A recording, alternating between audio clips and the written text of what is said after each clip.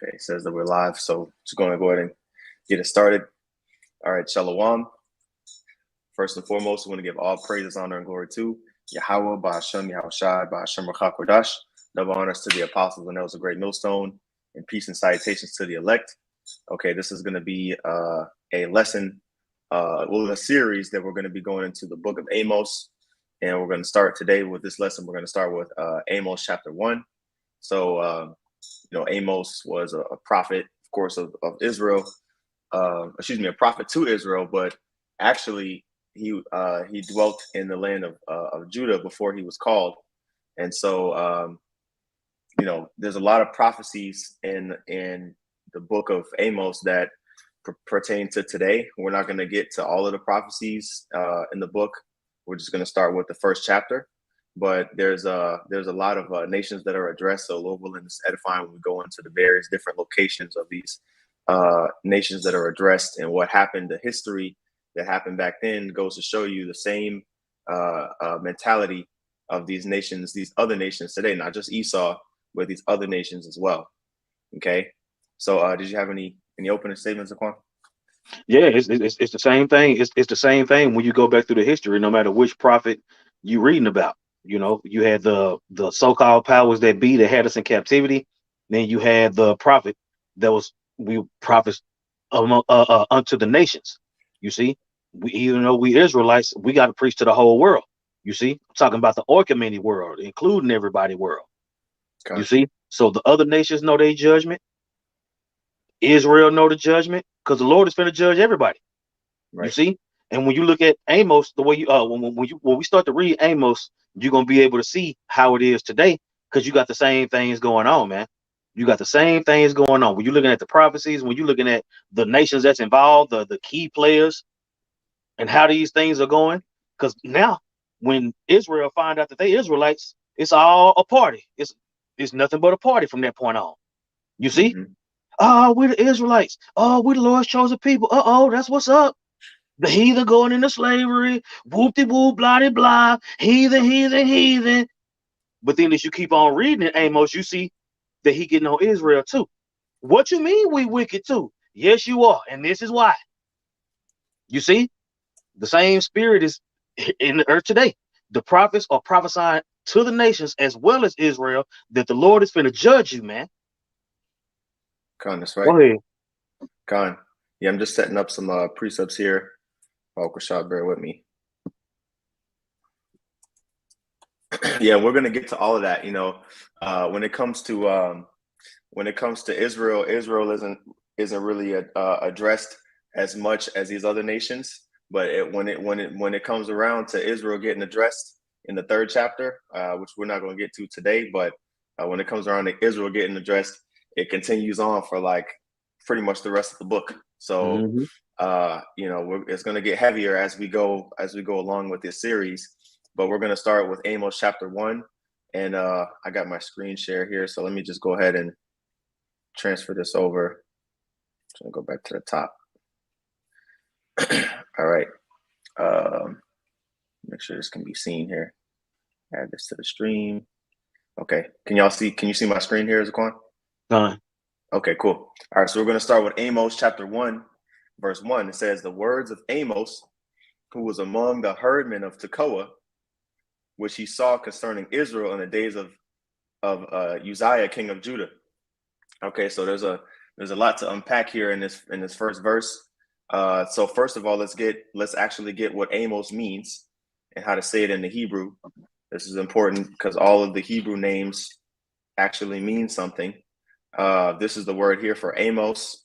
Strong's H5986, I'm a was, which means burden or burdensome.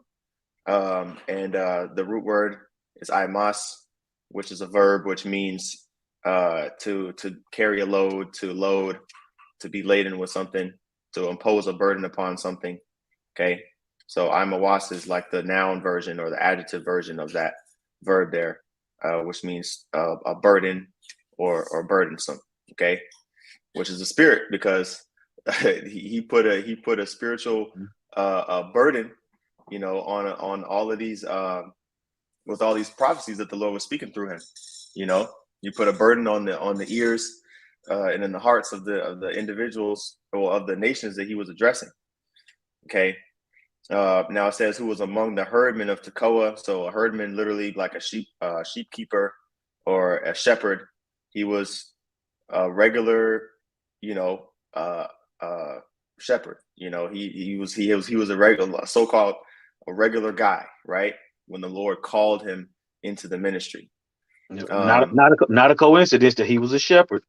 Right. So you keep on seeing these shepherds pop up in the scriptures, and they take on these roles of watching over the flock, bringing our people to repentance. Letting them know the Lord's instructions.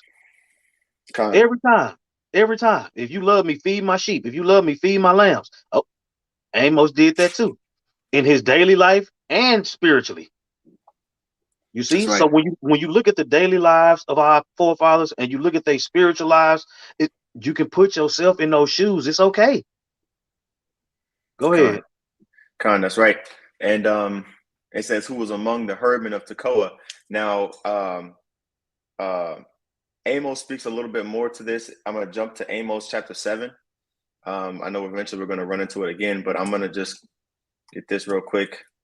In Amos, the 7th chapter, he talks about how he was pretty much just a regular occupation individual before the Lord called him into this ministry.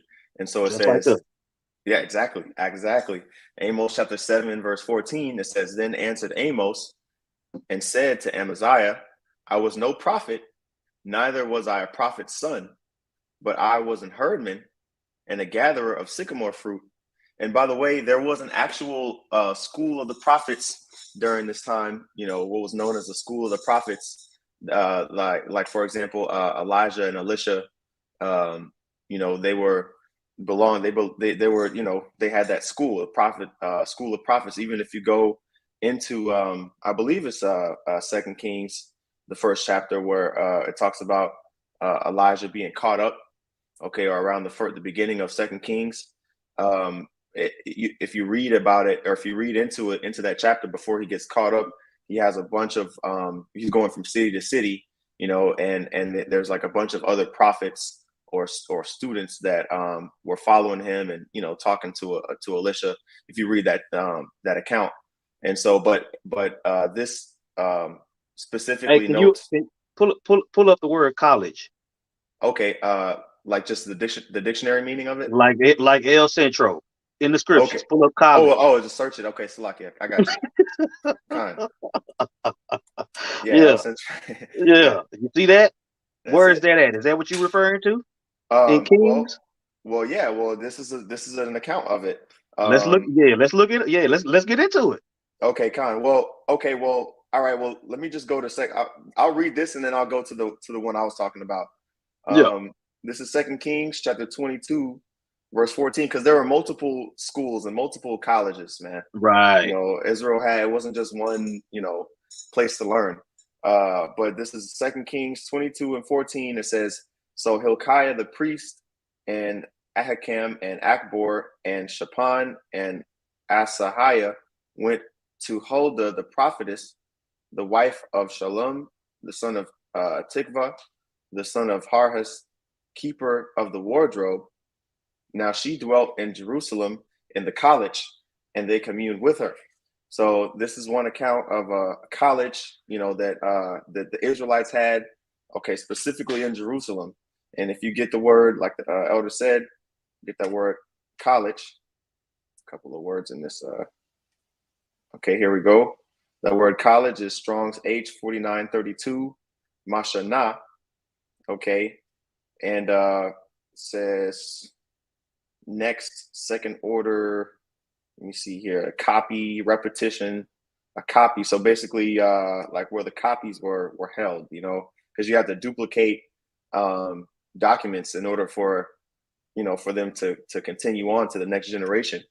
And so everything was handwritten back then. So the college was where things was where you could find a duplication of things. Okay. Which is spiritual. That's dope. A copy of a document. And that's what I'm saying. The original colleges were to keep up with the documents, stay in contact with the history and all these different things. You see, now you have colleges today, but the colleges of today, they push who's ruling the agenda. You see, so like you said, you can always go back into the past to see what's going on in the future. It was an institution that was built up to keep documents and records, you know what I'm saying, and also to push forth doctrine. You got it. Gone. Okay, you know what? Let's go back. Let me look for this. Okay, yeah, it's in 2 Kings, the 2nd chapter. Not the 1st chapter. Let me go back to sharing my screen here. That's what I'm saying. Think about this. As much as the Israelites write things down and document things and all these different things, how could it possibly have been billions of years without nothing written down? It's no coincidence. It's no coincidence. It's no coincidence that we as the Israelites documented and scribed every doggone thing, man. That's what I'm saying. Because it started with us. You know what I'm saying? The history and all these different things, man, that apply to Israel. That's what I'm saying. The history of the world is contained in the Bible. Like literally the whole history of the world is contained in the Bible, along with the present and future. And it was the same way. It was the same thing with the prophets of old. You know what I'm saying? They had things that they went by according to the scriptures. That's right. They had scrolls. They had to read just like us. Go ahead. Con. Hey, because I believe you mentioned this in a previous lesson that we did, saying hardly do we guess it right, you know, in the Apocrypha, but the scriptures say that which was written aforetime was for our learning. So we're supposed to learn from our previous past mistakes. But if that's why Jake doesn't want to hear this Bible, man, because it cuts them. You know, when you actually look into what we did back then, and you understand that the reason why we're in the current situation that we're in now here in America is because of what the same things that we did back in the wilderness. Okay, same things that led us to go into the Babylonian captivity, the Medo-Persian captivity, so on and so forth. It's because of our disobedience to the Lord. So that's why it's important to go over, you know, these accounts. And it's our history. Esau want to give you Black History Month. Well, this is the real so-called Black history, but it's not Black. It's Israelite history. Okay. That's right. So this is the reference that I was alluding to in 2 Kings chapter 2. And I'll just start at verse 1. And it came to pass when Yahweh would take up Elijah into heaven by a whirlwind, that Elijah went with Elisha from Gilgal, and Elijah said unto Elisha, tarry here, I pray thee, for Yahweh hath sent me to Bethel. And Elisha said unto him, as Yahweh liveth, and as my soul liveth, I will not leave thee. So they went down to Bethel, and the sons of the prophets that were there, you see that? The sons of the prophets, or the school of the prophets, that's what it was referred to as, the sons of the prophets. Those were a group of prophets that pretty much, like the Lord told Elijah, I have preserved 7,000 men that have not bowed the knee to Baal, roughly paraphrasing. Okay, so these were the sons of the prophets. We're like we say, the prophets have always been on the scene. Just because it was just a few prophets by name that were mentioned at a particular time doesn't mean that there were not a whole slew of other prophets that were learning, and that they may not have been named necessarily. Just like today, we have brothers that have a little bit more notoriety throughout Israel. Well, starting with the apostles. The apostles of Great Millstone, right? Apostle Tahar, Apostle Gabar, Apostle Rakah, Apostle Ramlah, and then you have the elders of the camps, okay? And then there's just regular brothers like me, that are also teaching His word. So that's what was known as the sons of the prophets, and that was really the point, Done. And that's what I'm saying. So if it was sons of the prophets back then, there would have to be sons of the prophets now. You see, for those that can receive it, those prophets came back and they lots. Kind, Go ahead. Kind of says it says, and the sons of the prophets that were at Bethel came forth to Elisha and said unto him, knowest thou that the Lord Yahweh will take away thy master from thy head today? And he said, yea, I know it. hold ye your peace. And so Elisha, he had a very close relationship with Elijah. But the sons of the prophets were telling Elisha, look, the Lord gonna catch Elijah up, right, into the chariot. And so this wasn't just like some secret thing that only Elijah knew, okay, that Elijah and Elisha knew. It was also known amongst the sons of the prophets because they all had they were all close to the Lord like that, So that was the point on that. Let's go back to Amos chapter 1. Or excuse me, I'm sorry, Amos chapter 7, and then we'll go back to Amos 1. It says, then answered Amos and said to Amaziah, I was no prophet, neither was I a prophet's son, but I was an herdman and gatherer of sycamore fruit. So that's why it says here he was not a prophet, nor was he a prophet's son, because he's strictly notating that, look, I didn't come from the sons of the prophets, but the Lord called me to do this work. Right. And it says in verse 15, and Yahweh took me as I followed the flock, and Yahweh said unto me, go and prophesy unto my people Israel. Now, therefore, hear the word of the Lord, Yahweh. Thou sayest, prophesy not against Israel, and drop not thy word against the house of Isaac. So before we, get to that chapter, that's just kind of like a precept to Amos chapter 1. Let me go back to it. Okay, just kind of getting like a what's the word? Just to kind of set the tone. Yeah, overview the water of his upbringing. And then it says, who was among the herdmen of Tekoa, which Tekoa was a city. Well, we can get that word too. It was actually a city in the southern kingdom. Now, if you look into it, Amos, he really was sent to prophesy unto the northern kingdom, okay, the kingdom of Israel, but he was from the southern kingdom, okay. But Tekoa was kind of like a city that was on the edge. Well, I'll get the map, but that word Tekoa is Strong's H8620 Y, and it says a stockade. Let me see here. It says a town. Here we go. A town in the hill country of Judah. You see, so it was like a suburb of Judah near the city of Hebron, which was built by King Rehoboam of Judah, and it was also the birthplace of Amos. So again, this was a city located in the country of Judah, okay, the hill country. And as you brothers should know, the northern kingdom, the nation of Israel was split into the northern kingdom and the southern kingdom at this time. And it says he prophesied during the days of King Uzziah, okay, the king of Judah. I should probably pull up a timeline. You want to say something, Zaquan? Let me see if I can pull a timeline up real quick. Go on, that's what's up. That's what's up. What you said you about to look for? I'm about to look for a timeline of just to kind of show brothers where we're at in the timeline of Israel. Come on.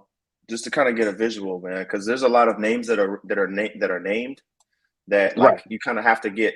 For me personally, I'm a visual learner, so I'm gonna just see if I can pull something up real quick. Oh yeah. But yeah, like when you get like we were saying, when you get into these historical accounts, you have to be able to understand through the spirit that you live in these same things, man. The places that you're surrounded by, the people that you're surrounded by. You know what I'm saying? The place where we go to camp, all those different things are brought up in the scriptures. You see, it ain't no way to get around it. If you understand that history repeats itself, if you understand the situations that our forefathers had to deal with, if you understand the situations that you're dealing with, only thing that's changing is the technology. But the concept don't go away. You see? Okay. All right. This is the timeline that I actually use for brothers who want to screenshot this, or you know what? I might even just post a link to this in the description on this video because this is a very, very helpful timeline that I use. I've been using for a couple years, and so pretty much you can. I'm going to zoom in on Amos's name right here. You can't really. see it. I can let me zoom in too much further than that. But Amos, it says Amos, and you can see this is the year 800 BC, 700 BC. So this is a timeline from David's lifespan to Solomon, all the way up into the beginning of the Medo-Persian Empire when we returned from the Babylonian Empire. So this is really good because it names the prophets that prophesied to Israel in the northern kingdom, the actual names of the kings of the northern kingdom, and also the names of the kings of the southern kingdom, the kings of Judah, and the prophets that prophesied during their respective times to the kings of Judah. And now, keep in mind, you got kings in captivity though. Yeah. How you you got kings in captivity? You know what I'm saying? Fast forward to today, you got all these different Israelite camps. The head of the camp is the king. You know what I'm saying? Nate is the king of IUIC. Mm-hmm. You know what I'm saying? You got the apostles and elders of Great Millstone. You know, General Yohana. You know, they're the kings of their congregation. But that's what I'm saying. But they in captivity though. And you're gonna notice that our leaders, you're gonna notice that our leaders in captivity, they wiggle. Right? Therefore, that's why Amos has to say the things that he's saying. Go ahead, bro. That's right. That's right. And also too, so the reason why I pulled this up is so that we can get an accurate understanding of these names. And, you know, it's basically, I mean, of course you have to read the scriptures. You can't just, you know, expect to learn the Bible just by looking at this timeline. Right. But this is a great reference to let you know, okay, Amos was a contemporary with Jeroboam, the king of of Samaria, okay, in the northern kingdom, and then the king of Uzziah of the southern kingdom. He was a contemporary with that. And then it also names the kings of the other nations that ruled during that time, that were in power, I should say, during that time. That's what I'm saying. So now you got the heads of all these Israelite camps, whether it be the apostles, whether it be Nathaniel, whether it be General Yohana, whether it be Elder Ricard of GOCC, Elder Zabak of HOI, so on and so forth, right? But then in the provinces that they are in captivity in, you got the mayors and the governors, and you got Biden, and you got all these losers, right? Right. It's the same thing. It's the same thing. Trying to bring out the word in captivity. Yep. That's what I'm saying. So you'll have a contemporary. Bro, Tucker Carlson and all kind of dudes that came down to talk to the apostles. You see? Yep. That's what I'm saying. This happened. Also keep that in mind. This actually happened. Right? It was a man named Amos that was a regular dude that the Lord put the spirit on him. Mm-hmm. Same thing with you. Let's go. All right. So it says, the words of Amos, who was among the herdmen of Tekoa, which he saw concerning Israel in the days of Uzziah, king of Judah, and the days of Jeroboam, the son of Joash, king of Israel, 2 years before the earthquake. Okay. It says in verse 2, and he said, Yahweh, Ba'ashem Yahushua, will roar from Zion and utter his voice from Jerusalem, and the habitations of the shepherds shall mourn, and the top of Carmel shall wither. So that's what I'm saying. The Lord's gonna have his men push the word out, man, to warn everybody, let everybody know. Look, this is what's about to go down. Mm-hmm. He always sent his prophets out first. It says the Lord God will do nothing, but he revealed his secrets to his servants, the prophets. You see, Amos wasn't even of the school of the prophets, but the Lord used him anyway. That's it. Amos is another representation of the Lord doing what he wanted to do. I want to put the spirit on you for you to speak my word. And that's what you're going to do. Go ahead. It says, and by the way, all of these cities that were mentioned, Zion is particularly is a name of, is symbolic of Israel. And in Jerusalem was a city in Judah, and the habitations of the shepherds shall mourn, and the top of Carmel shall wither. These were all locations in Israel. Okay, northern and southern kingdom, and so specifically Carmel was the Mount Carmel was where Elijah confounded the 450 prophets of Baal, for example. So there was history, in these places that were mentioned. Of course, we know about Jerusalem being the capital city of the nation, but pretty much, it's letting you know, like the elder said, the judgment is going to be going out. Same thing you're seeing today. Okay, but this is the Lord doing that. The Lord speaking through his prophets. Okay, so it says in verse 3, for thus saith Yahweh, for 3 transgressions of Damascus, and for 4, I will not turn away the punishment thereof. And so where it says for 3 transgressions and for 4, it's pretty much talking about we know how iniquity is sin stacked on top of sin, right? So I'll get the precept in Revelation, the 18th chapter, real quick. And when you in captivity, that's what I'm saying. When you in captivity, you at the mercy of the other nation. You see, and that's what I'm saying. Those transgressions continue to pile up and pile up and pile up, and the Lord is letting you know that, look, now is the point to where it's done. Go ahead. Okay, this is concerning Babylon the Great, but it's the same concept.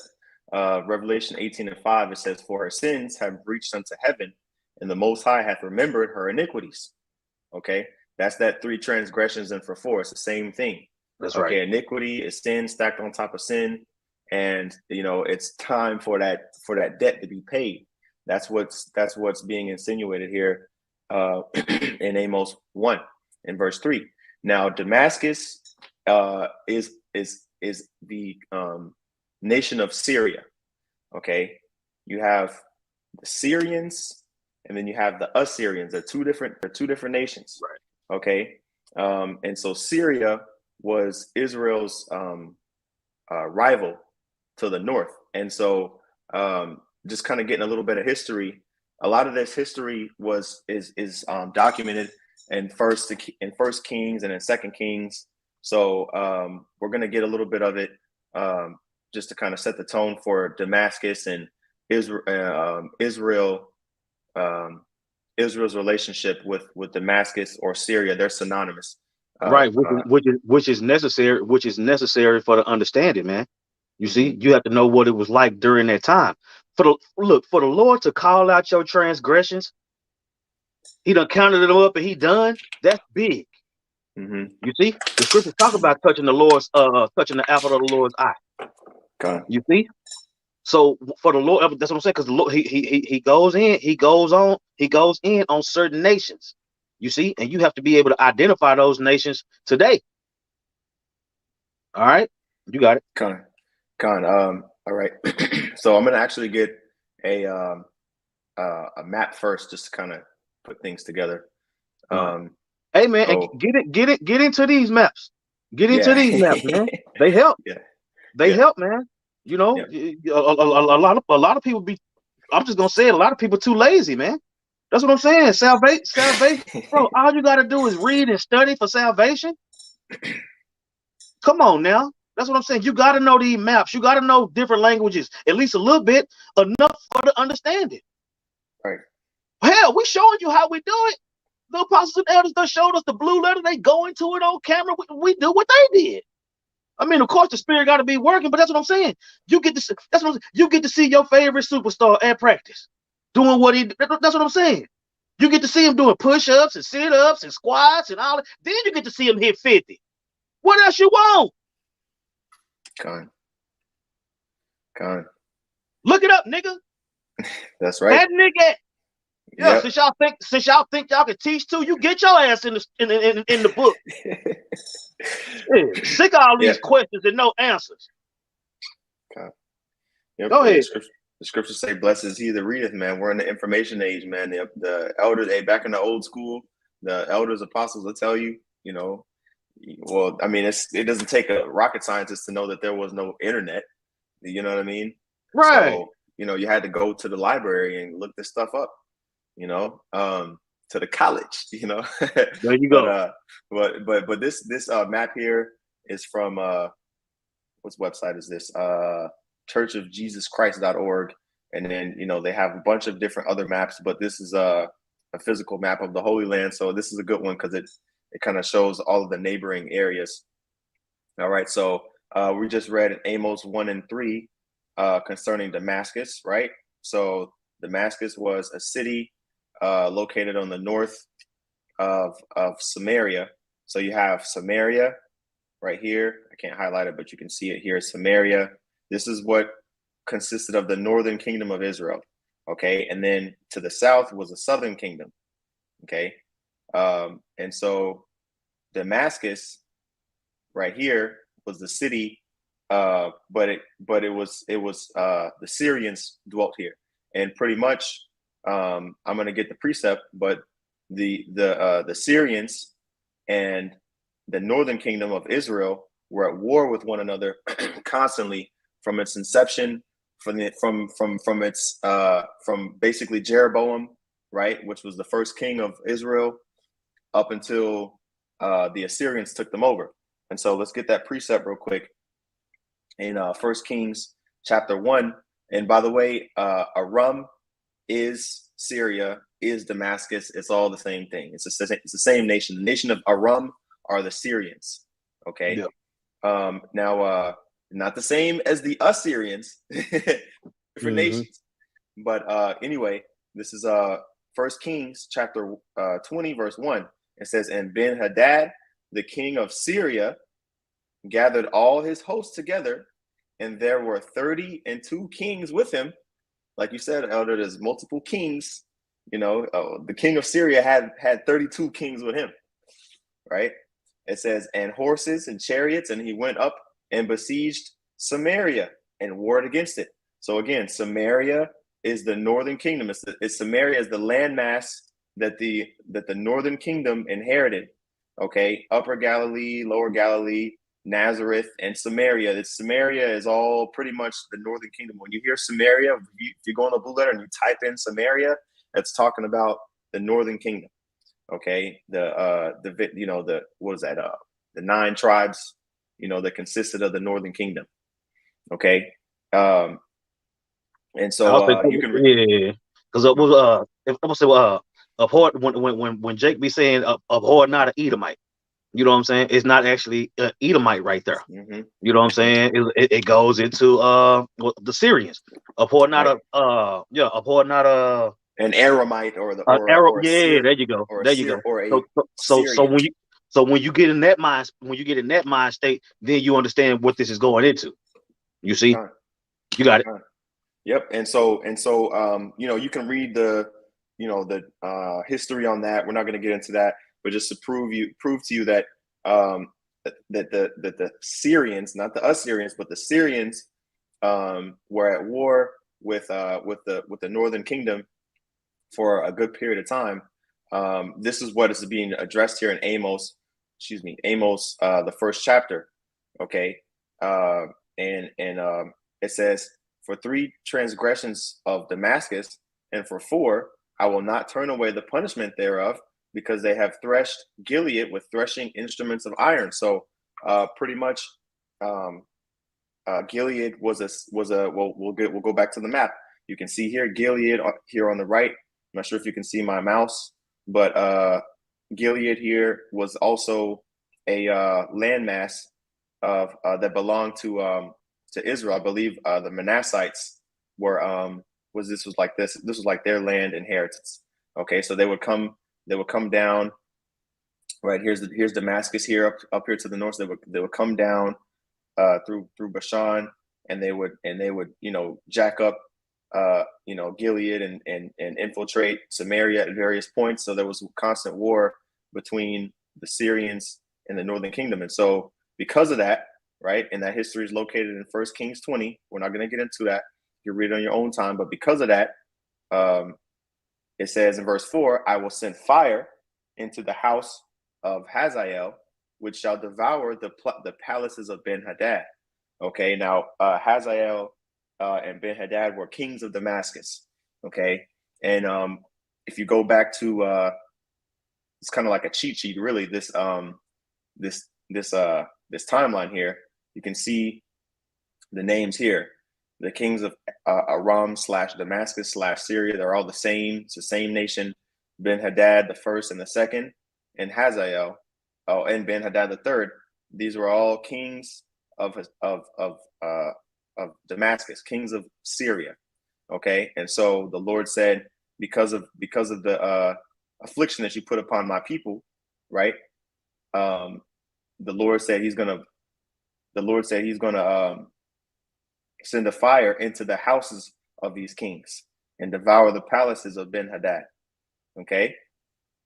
It says, I will break also the bar of Damascus and cut off the inhabitant from the plain of Avon, and him that holdeth the scepter from the house of Eden, and the people of Syria. Again, it's the same nation. The people of Syria shall go into captivity unto Kir, saith Yahweh. Now, that's what I'm saying. That's just like us out on the highways and byways saying that the self-proclaimed white man is going into slavery for all the transgressions that he's done. Mm-hmm. It's the same thing. That's right. That's why the scriptures say these things that were written aforetime for our learning. You see, when you're going through what you're going through, as far as your daily life or your spiritual life, you can look back into our forefathers. You can look back into the school of the prophets and see how they handle things. Because we ain't going through nothing that they didn't go through. You got it. Con. Yep. And we're going to get to Esau, but these other nations ain't off the hook. And this shows you, man, like the Lord is going to jack up all of these nations, man. All of these nations, they've all had us in captivity at one point or another. Okay. And this is just going a little bit more in depth because we talk about Esau till we're blue in the face, but these other nations ain't getting a pass either, man. They're all going into captivity in the kingdom. Yep. That's right. And two-thirds of the nation of Israel going to be judged. That's right. That's a nation in itself. That's right. Go ahead. Con. Okay, so so this was actually fulfilled when it comes to this specific prophecy where the Most High said He's going to break the bar of Damascus and cut off the inhabitant. Okay, this was fulfilled. I'm going to get that scripture. Now of course there's other things that have been done since then that will lead to them getting jacked up again. Okay, but when it comes to certain prophecies were fulfilled at least to a certain degree. This is 2 Kings chapter 16, and you can read the whole account. The point is in verse 9, so I'm gonna just get straight to the point.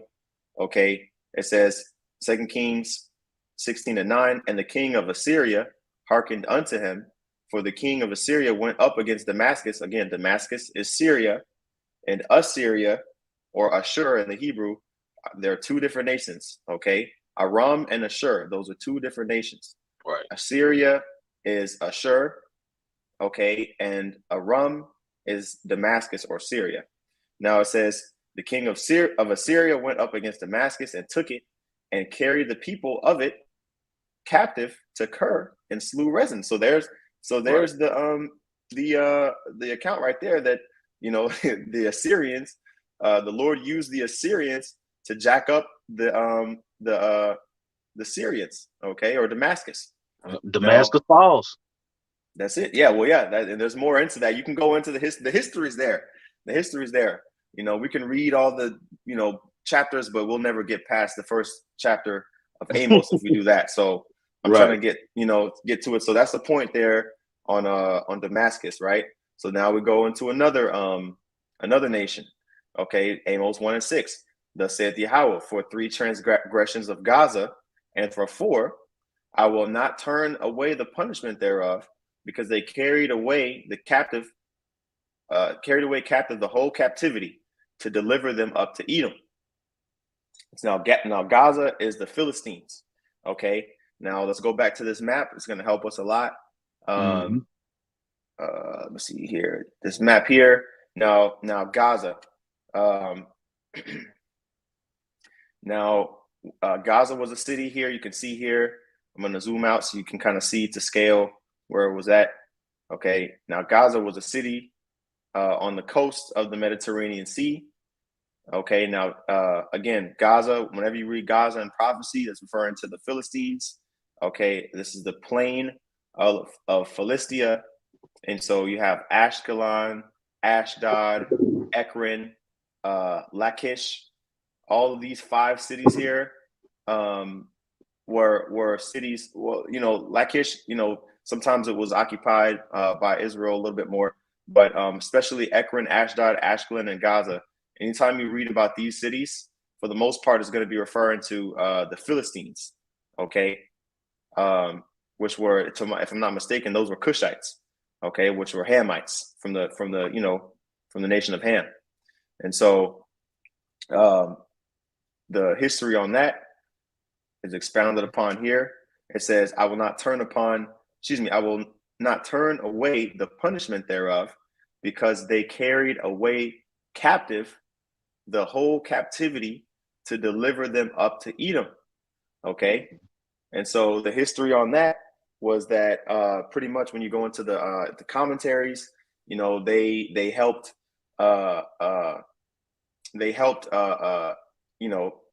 Edom by kind of like always being at war with the Israelites, always being at war with the southern kingdom specifically. King David, he had subdued the Philistines during the time of Solomon. There was that 40 years of peace, but after King Solomon died, there was a time period where they started going back to war again. And the Philistines they were selling the Israelites away, and they didn't even need to. It's not like they needed to sell them away. They just they just did it for money, pretty much for extra money. So it was kind of like they had to fulfill prophecy. Yeah. Yep. Yeah. So it was kind of like unwarranted. Like, obviously, when you win a battle, you're going to take prisoners of war, but just like the scriptures say in Zechariah, the 1st chapter, man, the Lord is sort of displeased with the heathen, okay, because he was a little bit displeased with Israel. So he used the heathen to judge us, but the heathen helped forward the affliction. They went overboard, to the point where it's like, okay, now the Lord's going to jack these other nations up for doing too much, And so in verse 7, and if you have any precepts or any points of Quan, Balkashah, stop me, but I'm just going to kind of go with the flow here. No, you got it. You got it. Kind of says, but I will send a fire on the wall of Gaza, which shall devour the palaces thereof. So, keep in mind, it wasn't just, one city. Okay. These little red dots are big. They were like big cities, but there were many smaller other little, cities that were walled. You can see down here at the bottom, I don't know if you can see this, but you can see kind of to scale how much the distance between some of these cities were. Some of them were, 10, 15 miles apart. So in between them, you might have had smaller, little cities around it. And so all of these little cities in this area of the Philistines were condemned. Okay. The Lord said that he was going to devour the palaces thereof. Okay. And cut off, in verse 8, and I will cut off the inhabitant from Ashdod. There's another city that we saw on the map. And him that holdeth the scepter from Ashkelon, another city. And I will turn mine hand against Ekron. So all of these cities are named Ashkelon, Ashdod, Ekron. You see that all in the same area. And now keep in mind. Now keep in mind. This is what Amos is telling the people. This is the message that he's spreading, right? He's letting these other nations know that they're about to get judged. Yep. All the surrounding Israelite neighbors, all these different nations are finna get judged. He was a herdsman, not even from the school of the prophets, but now he's out on the highways and the byways telling all these nations, Israel included, that they finna get judged. Okay. Let that sink in. Let that sink in, and then tell me how that's any different from you. Mm-hmm. That's right. You got it. Yep. The scriptures say, man, hey, the prophets of old prophesied against many nations, a famine and pestilence. This is what's going on, man. Amos was one of those prophets of old. It says in verse 9, here's another nation being addressed. That's what I'm saying. He bringing all the burdens. He bringing a burden against everybody that need one. Then you say what his name mean? Burdensome. Yep. Was he not that? That's it. That's what I'm saying. And whether you, for those who can receive it, he might be walking the earth today doing the same exact thing. You got it. Yep. I don't know why it's like taking eons to load. Let me go up. There's so many precepts just on this one verse. It's funny. Right. I literally got to scroll, although I don't even know why it brought up so many precepts. That's crazy. Let me just X out of that. This is Amos chapter 1 and verse 9. It says, "Thus saith Yahweh, for 3 transgressions of Tyrus, and for 4, I will not turn away the punishment thereof, because they delivered up the whole captivity to Edom, and remembered not the brotherly covenant." Okay, so now we have another nation being addressed, Tyrus. Okay. That brotherly covenant that Edom broke go back to Jacob and Esau. You know what I'm saying? Esau got with the whole situation where Jacob over the birthright. You know, Esau vowed that he was gonna kill Jacob after Isaac died, and that spirit never died. So it made its way all the way up to this point. You see? That's right. When that whole race it, you know what I'm saying? Daughter of Babylon, all these prophecies, you see, that brotherly covenant was broken when Esau gave us up to these heathen. You got it. Yep. And also since Tyrus is being addressed, or the Ty, you know, well, matter of fact, let's go to the map again. It's gonna help us a little bit. So you have Phoenicia, which is consists of Tyre and Sidon. Okay, these were cities, you know, that were really important for receiving. What's the word? They were port cities, basically. They're really important for receiving ships, and they had a lot of commerce coming through them. And so during the time of Solomon, the king of Tyre also kind of had dealings with Solomon, you know, and there was a covenant that was made with Solomon in that time during the time of King Solomon, when the house of the Lord was being built as well, you know. And so, you know, that in itself, you know, was broken when they delivered the Israelites, you know, to the captivity of Edom. You know, Esau always has his hands in you know, getting the Israelites jacked up, you know, as well. But these other nations, man, they didn't go unpunished. They didn't go overlooked. The certain things they would do, little deals they would do to sell us off to another nation. That was remembered, you know. And so you know, yeah, of course Esau is our you know, physical brother, but there were other pacts that we had made with other nations in righteousness that were broken. You know, ultimately we've been betrayed by all these nations at one point or another. Okay, and so the judgment of that, it says, "But I will send a fire upon the wall of Tyrus, which shall devour the palaces thereof."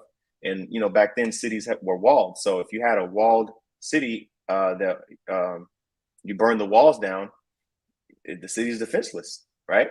And so that's another thing. All these nations being addressed. Now here's the kicker with the last two here. Last two nations here that are being addressed is Esau and Ammon. So we got Amos chapter 1, verse 11. It says, "Thus saith Yahweh, for 3 transgressions of Edom, and for 4, I will not turn away the punishment thereof, because he did pursue his brother with the sword, and did cast off all pity, and his anger did tear perpetually, and he kept his wrath forever."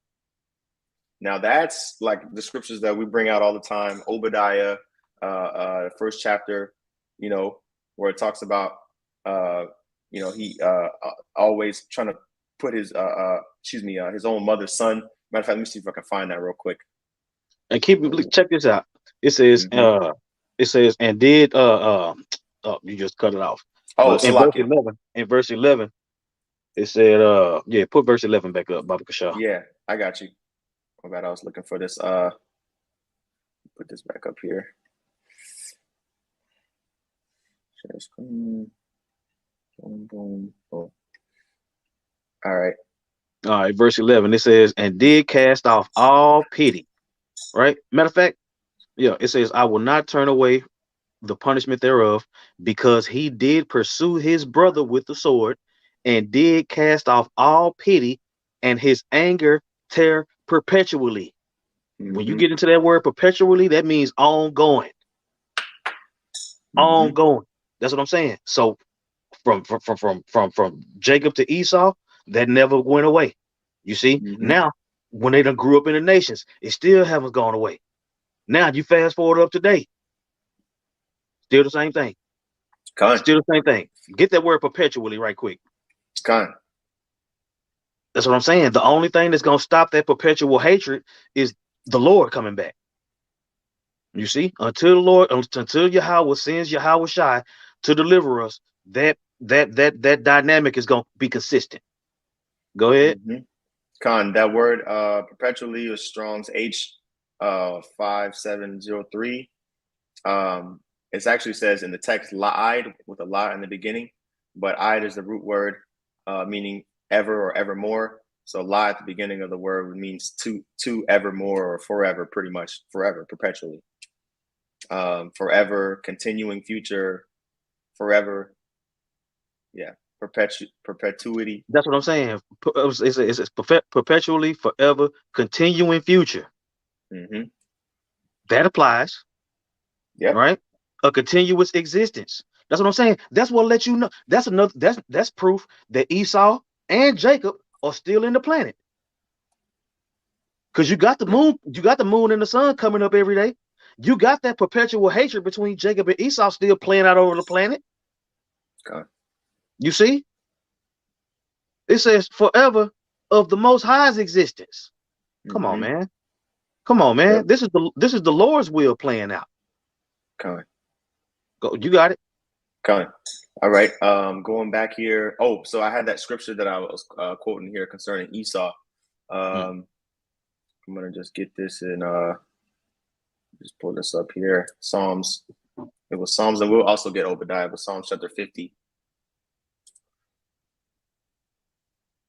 This is Psalms chapter 50. Heck. Psalms 50 and 20. It says, actually, I'll start up. Verse 18.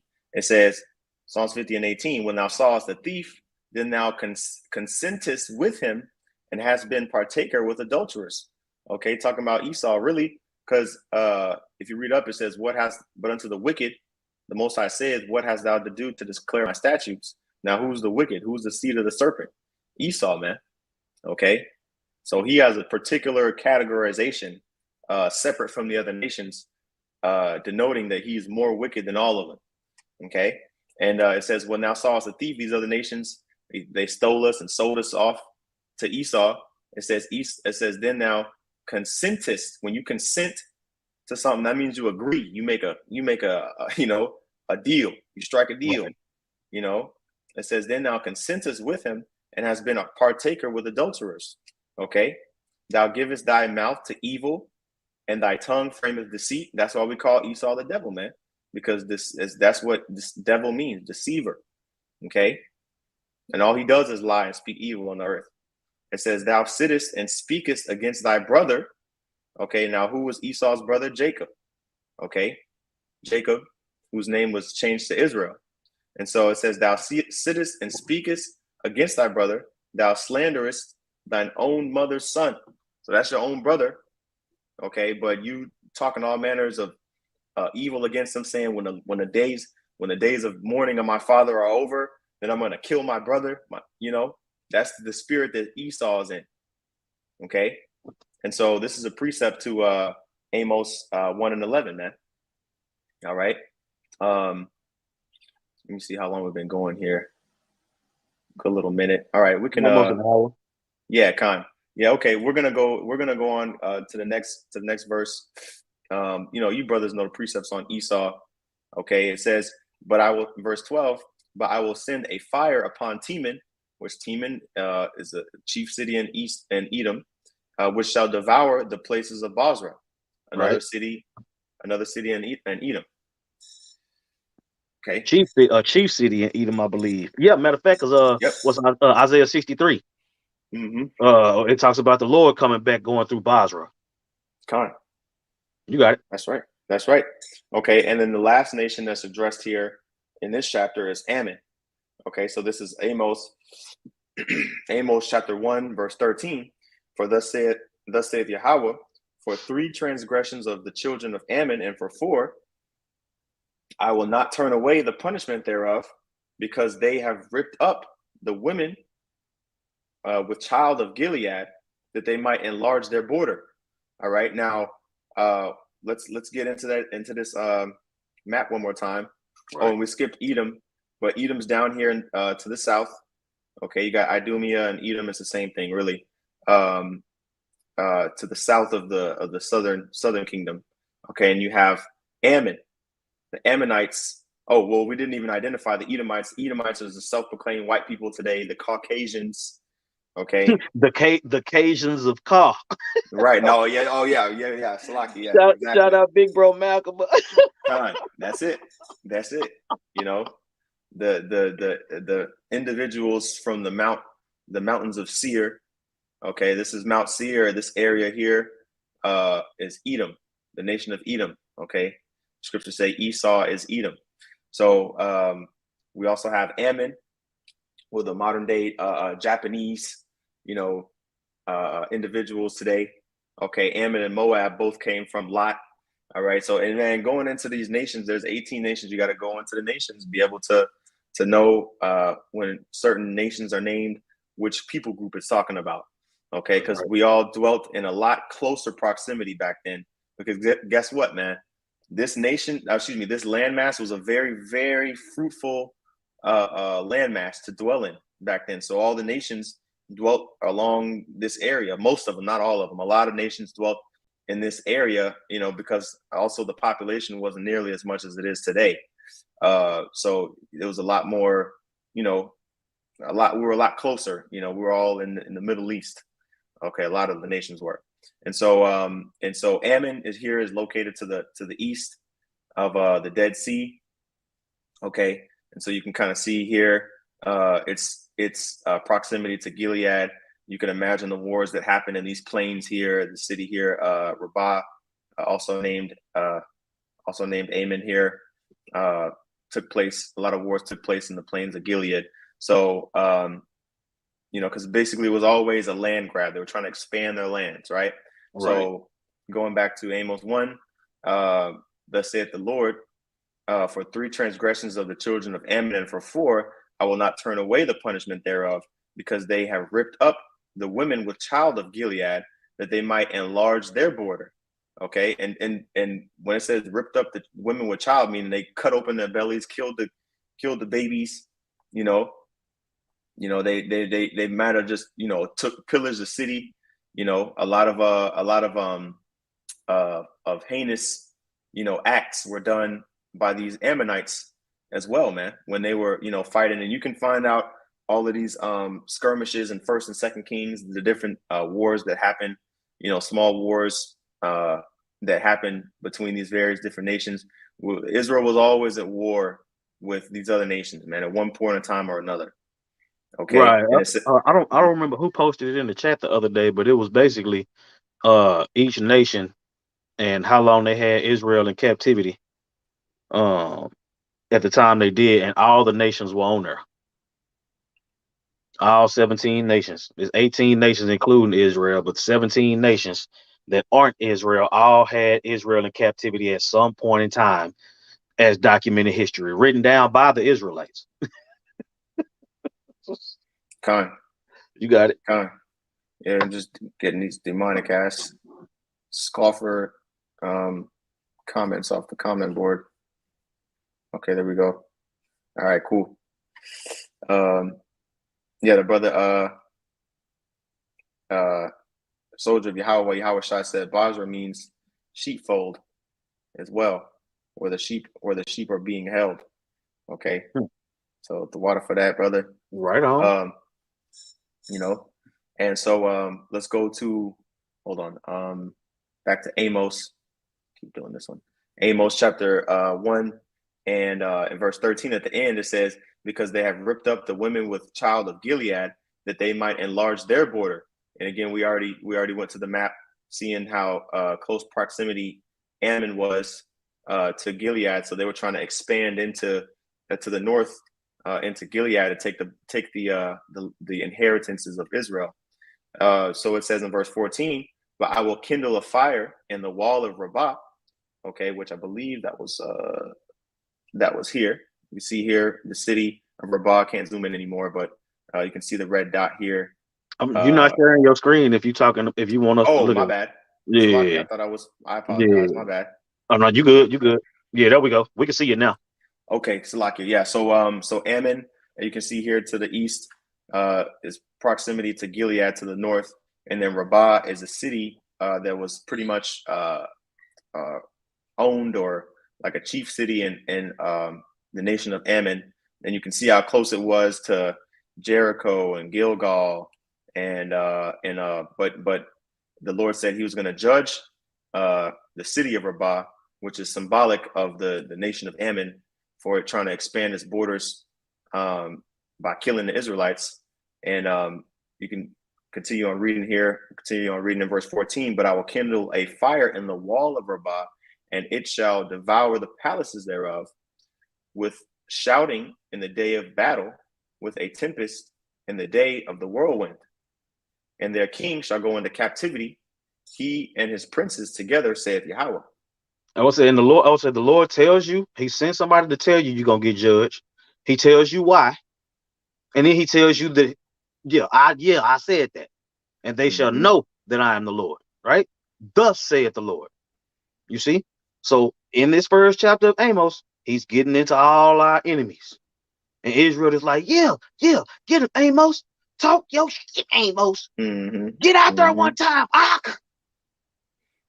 and rightfully so.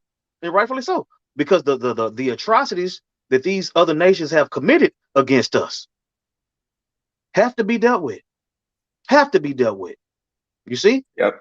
The Lord has hardened the heart of these nations to go hard on us. You see, to the point to where our only option is to call on Him. It's a strategy. There's a method to the so-called madness. Okay? You got it. Yeah, I'm gonna end this with this quick precept, and then I'm gonna speak a little bit about the Assyrian Empire and wrap it up. I'm gonna get this in Jeremiah chapter 49. This is Jeremiah chapter 49. This is also a chapter, this beginning of this chapter talks about a prophecy against Ammon. Start at verse 1. It says, concerning the Ammonites, thus saith Yahweh, hath Israel no sons? Hath he no heir? Why then doeth their king inherit Gad, and his people dwell in his cities? So again, the Ammonites, at one point or another dwelt in the lands of Gad, okay, because they had taken over their cities. And it's a rhetorical question. Does Israel not have an inheritance? Does he not have a land that the Most High set up for them to live in? And the answer is yes. The Most High did give the tribe of Gad a land inheritance, but the Ammonites had taken it over. Okay, it says therefore, and these Amalekites that think that they're not gonna get judged for all of the madness that they're doing over there in the Lord's land, man. They got another thing coming. Okay, right. But we on Ammon right now.